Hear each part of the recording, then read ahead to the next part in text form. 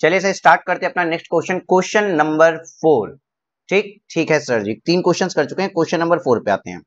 Question number 4 में क्या कह रहा है समझते हैं sir. Mister Y carries on his own business, अपना खुद का बिजनेस कर रहे हैं, मतलब पीजीबीपी हेड आया होगा और उसमें 50 गलतियां होंगी। ठीक है sir ji. An analysis of his trading and profit and loss account for the year ended 31 March 2023 revealed the following information. 31 मार्च 2023 की कुछ इंफॉर्मेशन रिवील हो रही है। द नेट प्रॉफिट वाज 11,20,000 रुपए। नेट प्रॉफिट 11,20,000 रुपए है।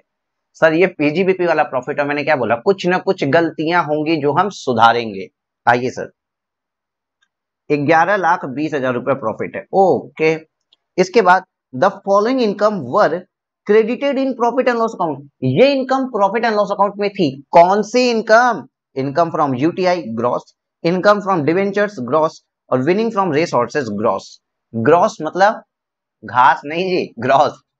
ग्रॉस बोले तो सर ये इनकम बिना टीडीएस कटे, ये टोटल इनकम है, टीडीएस कट के नेट नहीं लिखा है। अगर कहीं क्वेश्चन में, याद करो, क्वेश्चन लिखो, क्वेश्चन हो बाबू, अगर नेट लिखा होता है इसका मतलब नेट ऑफ अमाउंट मिला है, टीडीएस कटने के बाद मिला है। अगर यहाँ पे ग्रॉस लिखा है इसका मतलब ये टोटल इनकम लिखी है, कोई भी नेट ऑफ या ग्रॉस ऑफ करने की नीड नहीं पड़ती है। और इनकम फ्रॉम यूटीआई हो या डिवेंचर हो या रिसोर्स हो, ये तीनों की तीनों आईएफओएस हेड की इनकम है बेटा, तीनों आईएफओएस हेड की इनकम है। बताओ, यूटीआई में आप इन्वेस्टमेंट करते हो, इनकम फ्रॉम अदर सोर्सेस।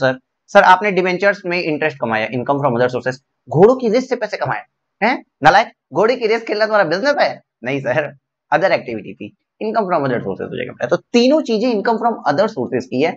ये भाई साहब पीजीबीपी में दिखा दिए तो इसको सही करना पड़ेगा। ये भाई साहब पीजीबीपी में दिखा दिए, इसको सही करना पड़ेगा। मतलब इस अमाउंट को हमारे इस वाले प्रॉफिट से, हमारे इस वाले प्रॉफिट से हटाना पड़ेगा। कितना अमाउंट है? 22,000 प्लस 17,500 प्लस 15,000, दैट इज 54,500 यहां से माइनस होगा। 54,500 यहां से माइनस होगा। Is it clear? बोल मेरे भाई। हाँ सर क्लियर है, आगे आओ।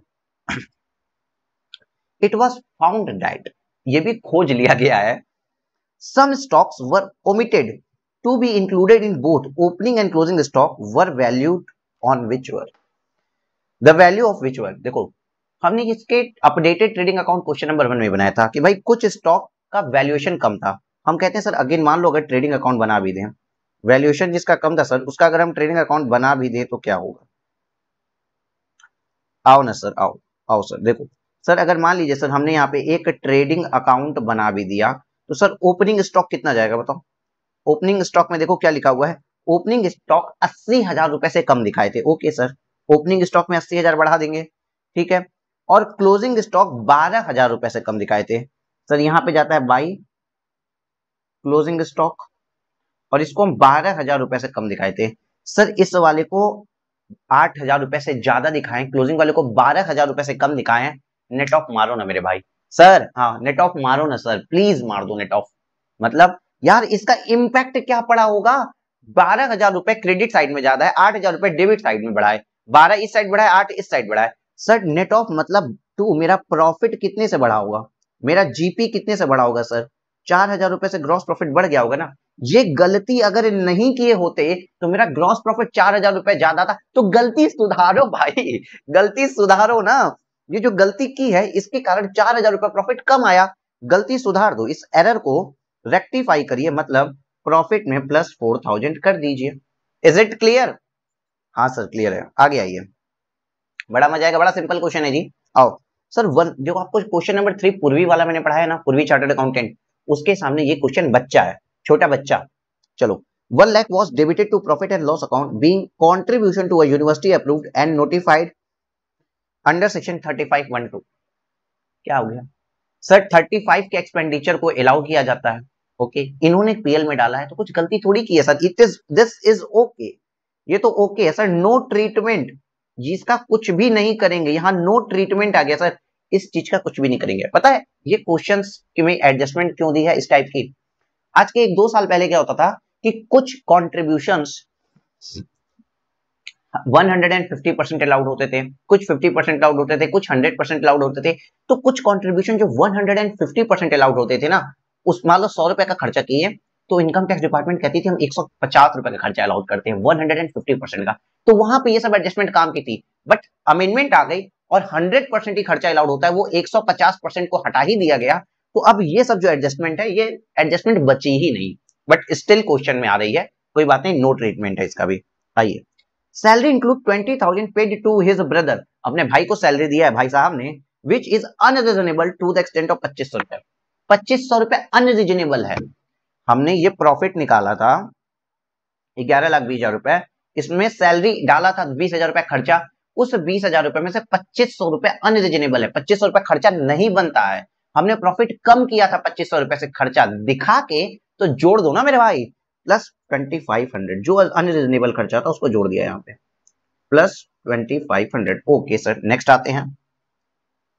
Advertisement expense include 15 gift packet of dry fruits costing ₹1,000 per packet presented to the important customers।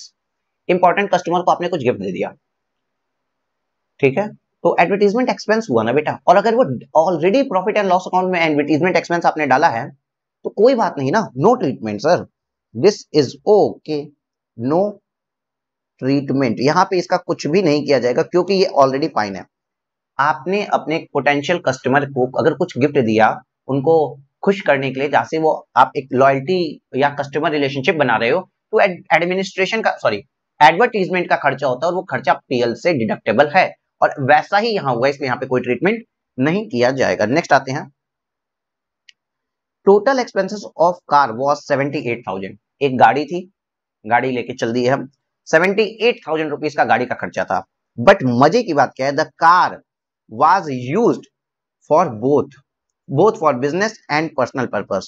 3/4 of the for business purpose। अच्छा, ये गाड़ी है, ये गाड़ी हम पर्सनल नेचर के लिए भी यूज कर रहे हैं, पर्सनल पर्पस के लिए भी यूज कर रहे हैं, और यही गाड़ी को हम बिजनेस पर्पस के लिए यूज कर रहे हैं। तो ऑलवेज रिमेंबर, हमारा जो भी एक्सपेंस है वो केवल और केवल बिजनेस पर्पस वाला एक्सपेंस अलाउड होता है, पर्सनल पर्पस का एक्सपेंस डिसअलाउड हो जाता है। इस कार वाला ही एक और क्वेश्चन था पहले, तो सर 3/4 ही एक्सपेंडिचर अलाउड होगा। यहाँ पे 78,000 रुपीज का टोटल कार का खर्चा आया है, एनुअल खर्चा 78,000 का है, तो 3/4 ही अलाउड होगा ना, 1/4 डिस अलाउड हो जाएगा। तो हमने 1/4 भी पीएल से चार्ज किया है, हमने पूरा 78,000 चार्ज किया है, तो जो चार्ज नहीं करना चाहिए था उसको जोड़ दो, 78,000 डिवाइड बाई 4, दैट इज 19,500 रुपया मेरा पर्सनल खर्चा था जो पीएल में चला गया है। भाई साहब ऐड कर दीजिए, क्लियर हो रहा है, ऐड कर दीजिए सर, 19,500 रुपए ऐड हो गया यहाँ पे। ओके सर, बात समझ में आ गई। आगे आते हैं, miscellaneous expenses include 30,000 paid to AN company. AN company को मिसलेनियस एक्सपेंडिचर का 30,000 रुपए पे किए हैं। A goods transport operator in cash in 31 January 2023 for distribution of the company's product to the where houses.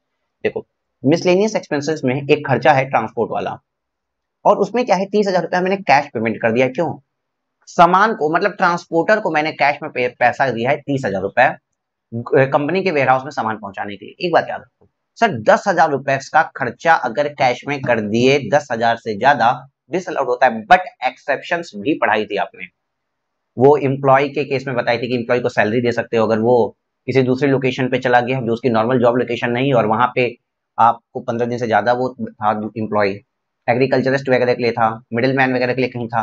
और सर ट्रांसपोर्टर भी तो था कि ट्रांसपोर्टर को 35,000 रुपए तक की पेमेंट कर सकते हो कैश में, और वो अलाउड भी है।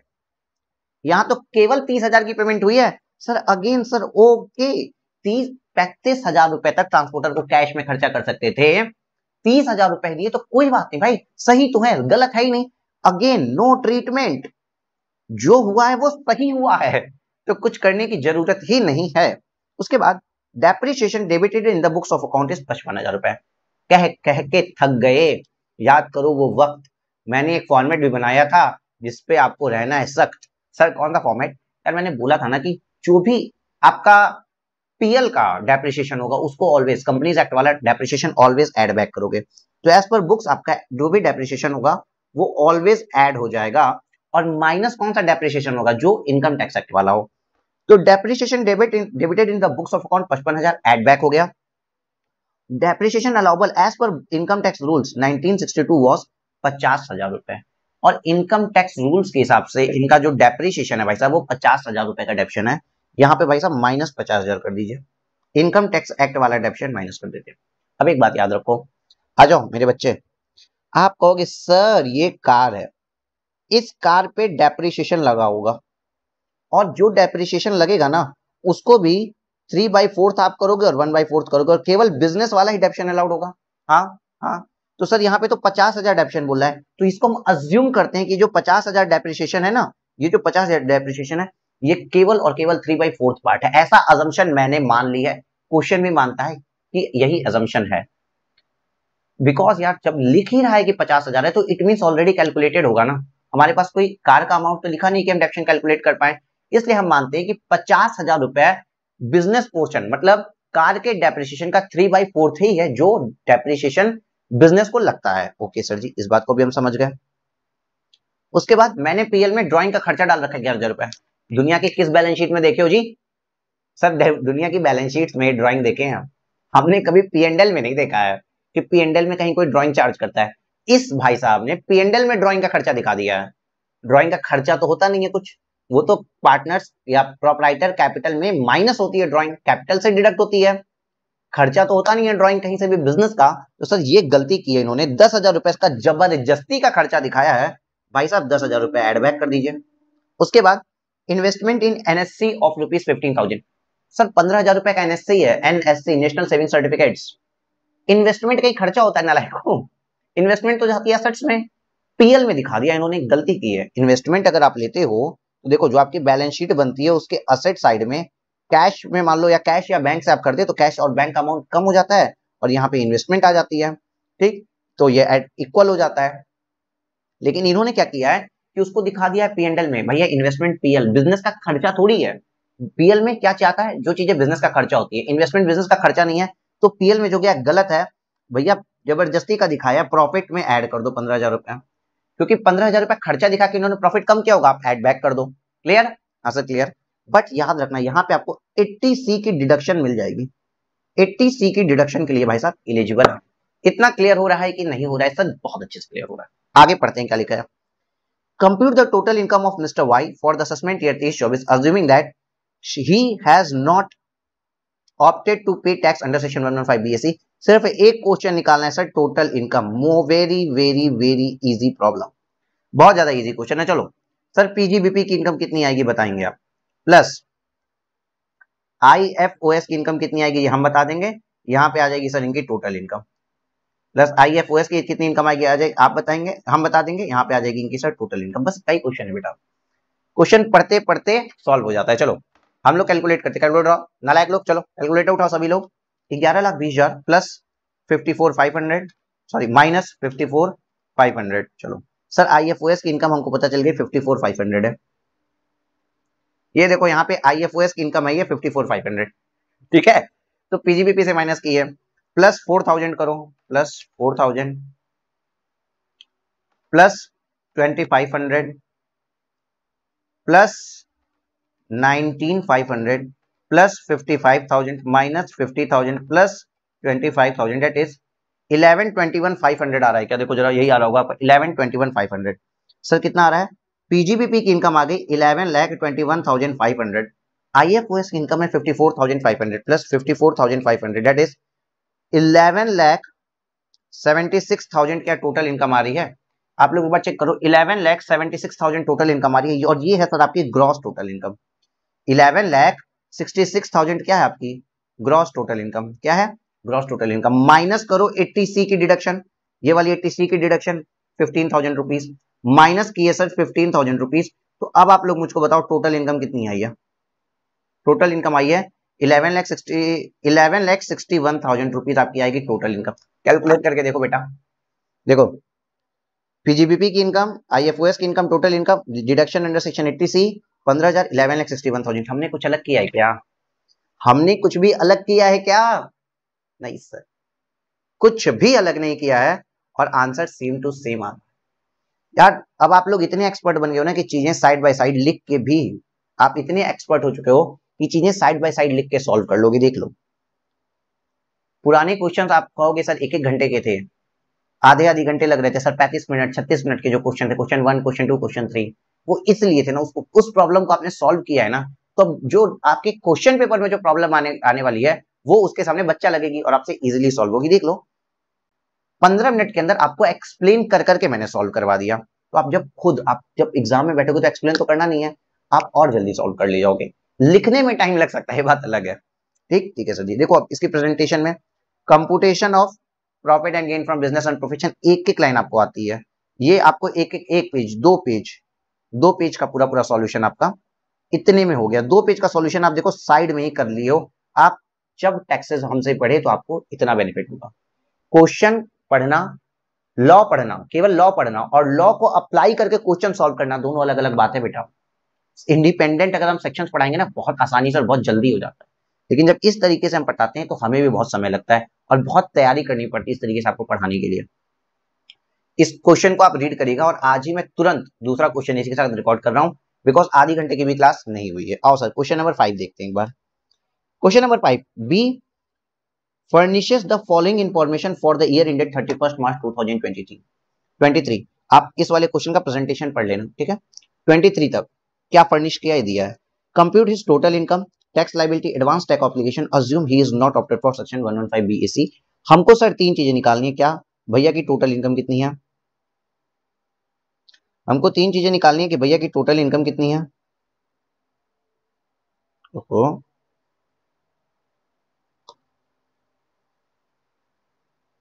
कितना सिस्टम स्लो हो जाता है कभी कभी। ठीक है, हमको क्या 3 चीजें निकालनी है। पहली चीज टोटल इनकम कितनी है, दूसरी चीज टैक्स लायबिलिटी कितनी है, और तीसरी चीज tax obligation, advance tax obligation, sorry advance tax obligation क्या है। हमको सिर्फ और सिर्फ यही 3 चीजें कैलकुलेट करनी है। Is it clear. हाँ सर ये हमको क्लियर हो गया है, हमको सिर्फ यही 3 चीजें निकालनी है और सर हमको ये बात क्लियर हो गई। तो अब देखो निकाल लो, अब निकाल लो कैसे। सर पहले यहाँ पे देखिए इनकम फ्रॉम टेक्सटाइल बिजनेस 1,35,000 रुपया माइनस में है, लॉस लगा है मेरे टेक्सटाइल बिजनेस से। और मेरा टेक्सटाइल बिजनेस क्या होता है सर, नॉर्मल बिजनेस होता है, नॉर्मल बिजनेस होता है। चैप्टर नंबर 6 का पार्ट है इसमें, चैप्टर नंबर 6 का रिवीजन हो रहा है यहाँ पे। अगर आप नहीं कर पा रहे हो तो आप चैप्टर नंबर 6 ढंग से नहीं पढ़े हो। मेरे वीडियो केवल 1.5 घंटे के होंगे, पूरे पढ़ लो, पूरे पढ़ लो, 1.5 घंटे के सारे क्वेश्चन सॉल्व करा दिए उसमें। ठीक है sir ji. Income from house property 15,000 रुपए, लॉस है सर, ये भी तो लॉस, ये भी लॉस लग गया सर। जितना भी लॉस होगा ग्लो पेन से कर रहे हैं, ये भी लॉस हो गया सर। ओके सर, लेकिन इसके बाद सर हमको कुछ इनकम भी हुई है, इनकम को हम इस पेन से करेंगे, इनकम को हम इस वाली पेन से कर रहे हैं, ठीक है। लॉटरी विनिंग 5 लाख रुपए की इनकम है सर, लॉटरी जीत गए हम। लॉटरी खेलना मेरा बिजनेस था क्या, नालायक, ये मेरा IFOS हेड है ये मेरा IFOS हेड है, ठीक है, ठीक है सर। ये मेरा हाउस प्रॉपर्टी हेड है और ये मेरा PGBP का हेड है। हेड वाइज होता है, याद करो मैंने बताया था, हेड वाइज हम देखते हैं। हाँ सर जी। उसके बाद स्पेक्युलेटिव बिजनेस की इनकम आई है 1 लाख रुपए, ये भी इनकम है सर। और सर ये कौन सा हेड है सर, ये भी मेरा क्या है, PGBP, ये भी सर मेरा क्या है, PGBP। उसके बाद सर देखते हैं income by way of salary computed 60,000। Sir most important thing ये है सर सैलरी हेड, और सर उससे भी ज्यादा इंपॉर्टेंट ये कंप्यूटेड है। गलती मत कर देना स्टैंडर्ड डिडक्शन देने की। कंप्यूटेड लिखा है मतलब ऑलरेडी स्टैंडर्ड डिडक्शन डिडक्ट हो चुका है, मेरे साथ फिर कंप्यूटेड लिखा है इसका मतलब ऑलरेडी स्टैंडर्ड डिडक्शन डिडक्ट हो चुका है। ओके सर जी, आगे आइए। Long term capital gain under section 115 70,000 रुपए, मतलब सर ये कौन सा हेड है, कैपिटल गेन हेड है। कौन सा हेड है सर, कैपिटल गेन हेड है, नॉर्मल कैपिटल गेन है।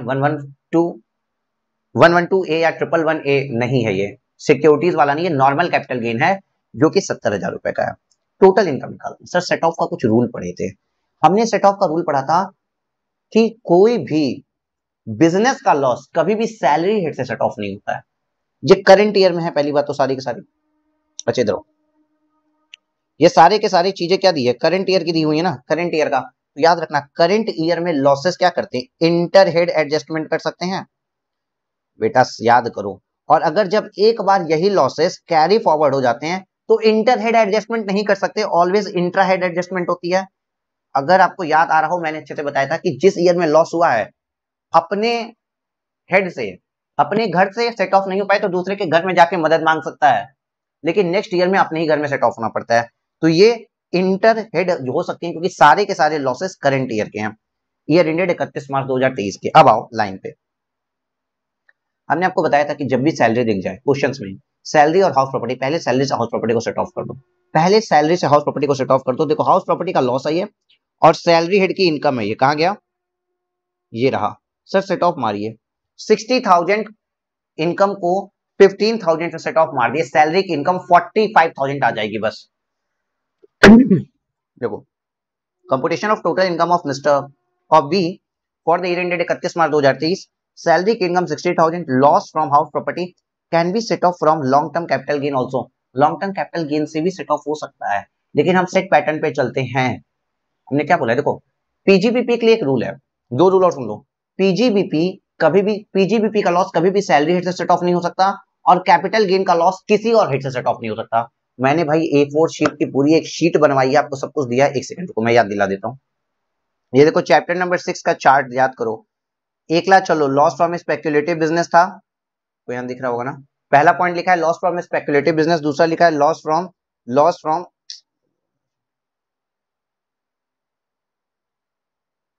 पहला पॉइंट लिखा है लॉस फ्रॉम स्पेक्युलेटिव बिजनेस, ये खुद से ही सेट ऑफ हो सकता है। शिट यार, आप लोग के चक्कर में मिट गया ये modify link. Okay, loss from specified business का लॉस अगर होगा तो उस खुद से ही सेट ऑफ हो सकता है, उसकी मदद कोई नहीं कर सकता। Loss from activity owning and maintaining resources, और loss from long term capital gain. Long term capital gain भी सिर्फ अपनी ही मदद कर सकता है, loss long term capital gain सिर्फ खुद की ही मदद ले सकता है, लेकिन मदद दूसरे की कर सकता है। देखो ये क्या लिखा है, ये दूसरे की मदद कर सकते हैं पर इनकी मदद कोई और नहीं कर सकता। तो लॉन्ग टर्म कैपिटल गेन हुआ है तो किसी दूसरे हेड में अगर लॉस है ना तो उसको वो मदद कर सकता है, लेकिन लॉन्ग टर्म कैपिटल लॉस हो जाता तो सर वो केवल और केवल कैपिटल गेन हेड से सेट ऑफ होता, वो भी लॉन्ग टर्म वाले से और केसेस नहीं होता। साथ ही साथ यहाँ पे देखिए, रिमेंबर, ऑलवेज रिमेंबर, याद रखना था कि कैपिटल गेन का loss can not be set off against any other head, PGBP का loss can not set off against salary, और लॉन्ग टर्म कैपिटल गेन का अगर लॉस है तो सिर्फ और सिर्फ सेट ऑफ होगा लॉन्ग टर्म कैपिटल गेन से, वो शॉर्ट टर्म से सेट ऑफ नहीं होगा। ये कुछ क्वेश्चन पॉइंट मैंने बताया था कि इतना पढ़ लिए, और यहाँ पे ये जो थोड़ा सा क्वेश्चन पॉइंट था कि इतना पढ़ लिए तो चैप्टर नंबर 6 में कभी आपसे कोई गलती होगी ही नहीं। हाँ सर, इस चीज को तो आपने पढ़ाया ही था हम लोगों को। अब आ जाइए सर यहाँ पे, इसी के तहत आपको अगर हाउस प्रॉपर्टी का लॉस है तो भाई सैलरी से भी सेट ऑफ कर सकते हैं और कैपिटल गेन से भी सेट ऑफ कर सकते हैं। बट हम जब से टैक्सेस पढ़ रहे हैं बेटा, हमने यही बताया इंस्टीट्यूट भी सैलरी सेट ऑफ करती है तो हम भी सैलरी सेट ऑफ करेंगे। चलो सैलरी सेट ऑफ किया, सैलरी से सेट ऑफ किया, और सैलरी की इनकम कितनी हो गई, सैलरी की इनकम कितनी हो गई, 45,000 रुपए। सैलरी से क्यों सेट ऑफ किया अभी हम थोड़ी देर बाद भी बताएंगे। चलो उसके बाद sir profit and gain from business और प्रोफेशन आता है। स्पेक्युलेटिव बिजनेस की इनकम 1 लाख रुपए है। देखो यहाँ पे ये वाला पॉइंट, ये चीज हमने खत्म कर दी सर, इस बात को खत्म कर दिया। स्पेक्युलेटिव बिजनेस ये पीजीबी हेड में आते हैं, इस पीजीबी हेड में 1 लाख रुपए का प्रॉफिट है। अब याद करो, स्पेक्युलेटिव बिजनेस का लॉस अगर होता तो वो सिर्फ और सिर्फ स्पेक्युलेटिव बिजनेस के प्रॉफिट सेट ऑफ हो सकता है, लेकिन नॉर्मल बिजनेस का लॉस अगर है, नॉर्मल बिजनेस का लॉस है तो वो स्पेक्युलेटिव बिजनेस की इनकम से सेट ऑफ हो सकता है। स्पेक्युलेटिव का लॉस स्पेक्युलेटिव की इनकम से जाएगा, लेकिन नॉर्मल का लॉस तो स्पेक्युलेटिव की इनकम से जा ही सकता है ना, कहीं रिस्ट्रिक्शन ही नहीं है। चैप्टर 6 में बार बार बताया था। तो सर यहाँ पे इस 1 लाख को 1,35,000 के लॉस से सेट ऑफ किया जाएगा। तो जो बिजनेस लॉस 1,35,000 का है वो 1 लाख रुपए तक सेट ऑफ हो जाएगा और पीजीबीपी की इनकम आ जाएगी निल। अभी भी 35,000 का लॉस बचा है, अभी भी 35,000 रुपए का लॉस बचा है मेरा, इसमें से अभी भी 35,000, इस वाले में से अभी भी 35,000 रुपए का लॉस बचा है। ओके सर, कोई बात नहीं। नेक्स्ट आते हैं सर, कैपिटल गेन हेड पे आते हैं। बैलेंस जो करंट ईयर का बिजनेस लॉस है ना, करंट ईयर है, देखो करंट ईयर, इसलिए इंटर हेड हो सकता है, दूसरे हेड से मदद ले लेगा। तो ये 35,000 रुपए सेट ऑफ कराने चला गया लॉन्ग टर्म कैपिटल गेन के पास। Sir long term capital gain था 70,000 रुपए का, 35,000 रुपए लॉन्ग टर्म कैपिटल गेन से सेट ऑफ हो गया, तो लॉन्ग टर्म कैपिटल गेन मेरा आया 35,000 का ओनली। क्लियर है, लॉन्ग टर्म कैपिटल गेन आया 35,000 का ओनली, और पीजीबीपी का जितना लॉस था ये पूरा लॉस क्या हो गया, ये पूरा लॉस सेट ऑफ हो गया। ये भी खत्म हो गया, ये खत्म हो गया, ये खत्म हो गया, और इसमें से खत्म होने के बाद 35,000 रुपए की इनकम आई है। यहां तक क्लियर हो रहा है कि नहीं हो रहा है, पूरा इतना बहुत अच्छे से क्लियर है। चैप्टर 6 अगर पढ़े हो तो एक बात और सुन लीजिए आप लोग।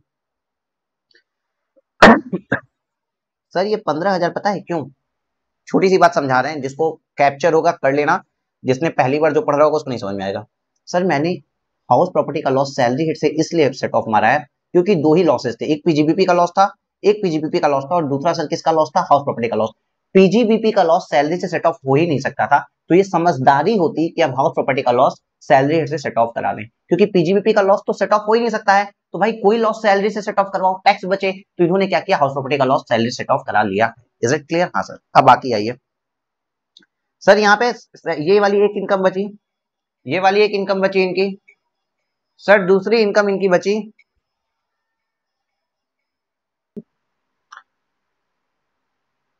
ये मेरी 45,000 रुपए की इनकम कौन सी आ गई सर, सैलरी हेड की आ गई। और सर ये मेरी 35,000 रुपए की इनकम आ गई सर, कैपिटल गेन हेड की। ठीक है, अभी देखो हमको तीन चीजें निकालनी थी। पहली बात टोटल इनकम, टोटल इनकम में सर ये वाली इनकम भी तो जाएगी 5 लाख रुपए IFOS, क्योंकि सर ये वो इनकम है कैजुअल इनकम, ये भैया कहीं सेट ऑफ इट ऑफ नहीं होने वाली है, किसी और की मदद नहीं कर रही है। ये 5 लाख रुपए सर ये वाली भी तो इनकम आएगी। देखिए income from other sources, lottery winning 5 lakh रुपए, टोटल इनकम मेरी कितनी हो गई, 45,000 plus 35,000 plus 5 lakh, that is 5,80,000 rupees. यहां तक कोई प्रॉब्लम नहीं आ सकती।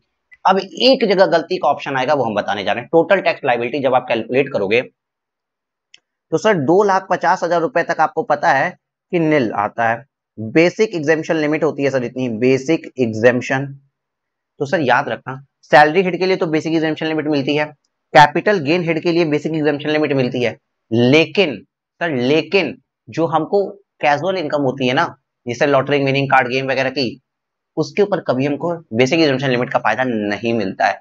कैजुअल इनकम के ऊपर हमें बेसिक एग्जेम्पशन लिमिट का फायदा नहीं मिलता। उस A4 शीट पे वो भी मैंने बताया था जो बेसिक क्लास का था, अगर है तो वेल एंड गुड आपके पास। ठीक है, तो सर इसका मतलब हमारा 5 लाख के ऊपर ही केवल टैक्स लगेगा। 5,80,000 में से ये मेरा बेसिक एग्जेम्पशन लिमिट से एग्जॉस्ट हो गया, ये मेरा बेसिक एग्जेम्पशन लिमिट से एग्जॉस्ट हो गया, मतलब 45,000 रुपए प्लस 35,000 रुपए टोटल, ये जो 80,000 रुपए है ना सर, ये मेरे 2.5 लाख की लिमिट से एग्जॉस्ट हो गया, इस पे कोई टैक्स नहीं लगेगा। लेकिन उसके बाद भी चूंकि 2,50,000 1,70,000 रुपए मेरा बेसिक एग्जेम्पशन लिमिट का अनएग्जॉस्टेड है, उसके बाद भी वो अनएग्जॉस्टेड ही पड़ा रह जाएगा, कैजुअल इनकम पे मेरा टैक्स लग जाएगा।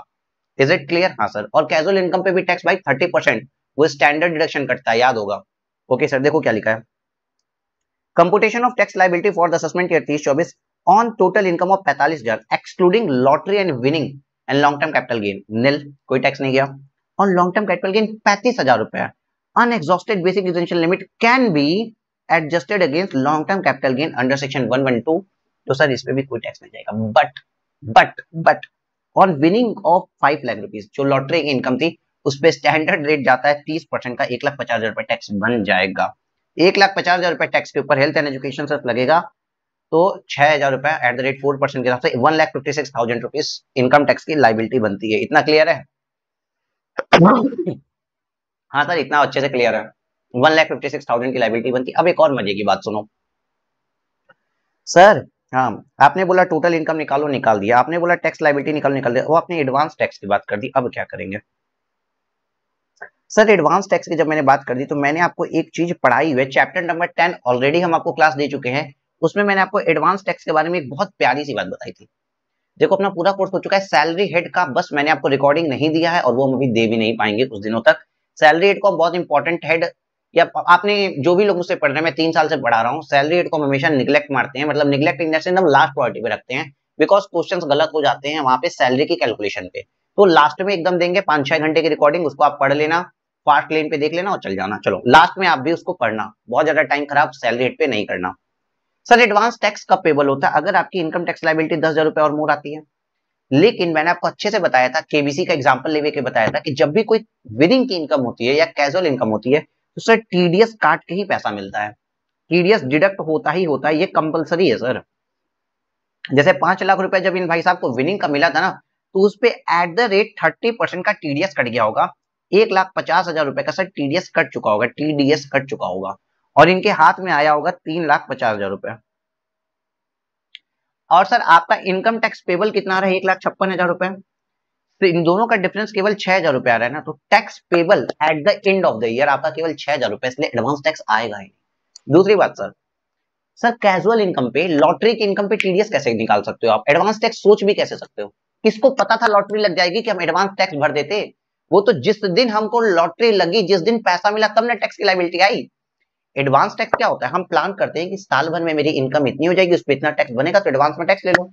लेकिन लॉटरी को तो आप प्लान ही नहीं कर सकते कि आपकी लॉटरी खुल जाएगी, तो इसलिए लॉटरी पे कोई एडवांस टैक्स प्लान हो ही नहीं सकता है कभी भी। तो जब लॉटरी लगी होगी तो 30% टैक्स कटा होगा।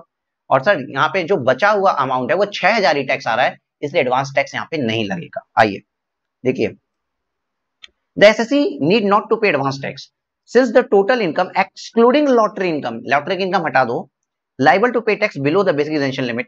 तो भैया लॉटरी इनकम को छोड़ के कोई और इनकम पे टैक्स ही नहीं बनता था, पहली बात। दूसरी बात, further in respect of lottery income tax would have been deducted at the rate 30% under section 194B।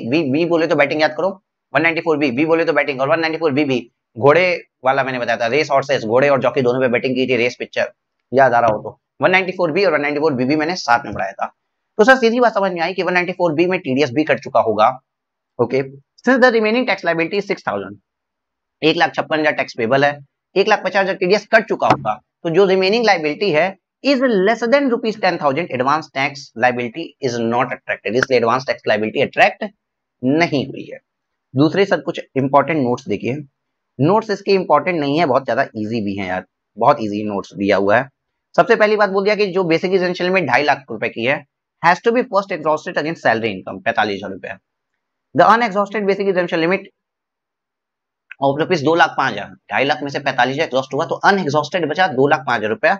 वो एडजस्ट हो सकता है लॉन्ग टर्म कैपिटल गेन 35,000 से as per section 112, but not against lottery and winning income taxable at flat rate of 30% under section 115B, 115BB, ठीक है, 115BB में tax cut जाएगा। 194B एक अलग सेक्शन है, ठीक है। हाँ सर, तो सुनो, कुछ अलग बात नहीं लिखी है, बेसिक एग्जम्पशन लिमिट एग्जॉस्ट नहीं हो सकती कैजुअल इनकम से, उस बात को लिखा है। दूसरी बात, यहाँ पे इस नोट को नहीं भी लिखोगे तो चल जाएगा, क्योंकि यही नोट इसी बात को आपने ऊपर ऑलरेडी लिखा हुआ है। देख लो नोट क्या है कि flat up the first provision of section 234C subsection 1 provide that, section याद नहीं रहे तो भी इग्नोर इट बच्चे, ignore it. Since it is not possible for the SSE to estimate his income from lotteries, SSE estimate नहीं कर सकता कि उसकी इनकम लॉटरी से कितनी होगी। The entire amount of tax payable after considering TDS on such income should be paid in the remaining installment of advance tax। Advance tax की installment चलती है, तो जो जून मतलब first quarter, second quarter, third, fourth installment, 4 installment जो जाती है, तो भैया लास्ट इंस्टॉलमेंट पे ही एडवांस टैक्स पेबल जाएगा।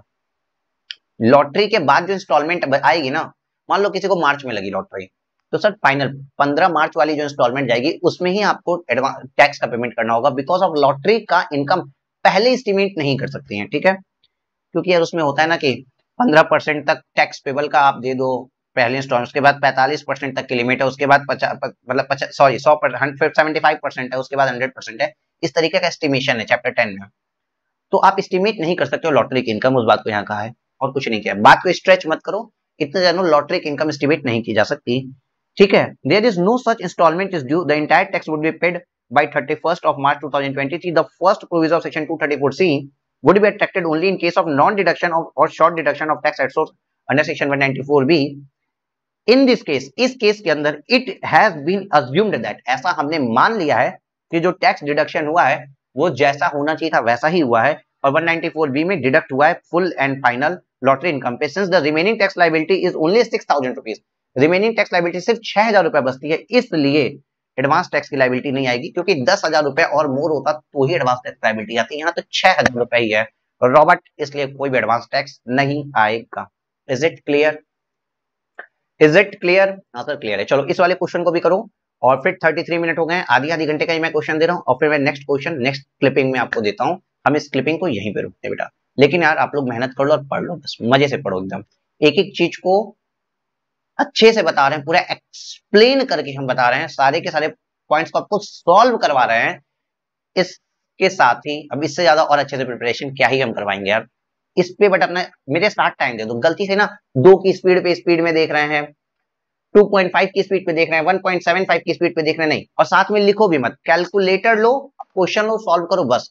फिर नहीं कुछ समझ में आया या कुछ और समझना है, जाके उस सेक्शन को पढ़ लो, हमें व्हाट्सएप कर लो या पॉज करके देख लो। बट मेरे साथ बहुत से बच्चे बैठ के लिखने लगते हैं, फॉर्मेट बना रहे हैं, खींच रहे हैं कि ये वाली एडजस्टमेंट होगी, ये वाले, वो सब मत करो, वो सब कुछ नहीं, बस यहाँ पे आप क्वेश्चन पढ़ो और सॉल्व करो अपने हिसाब से।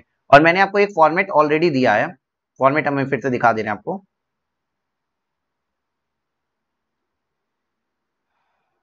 फॉर्मेट कहाँ गया?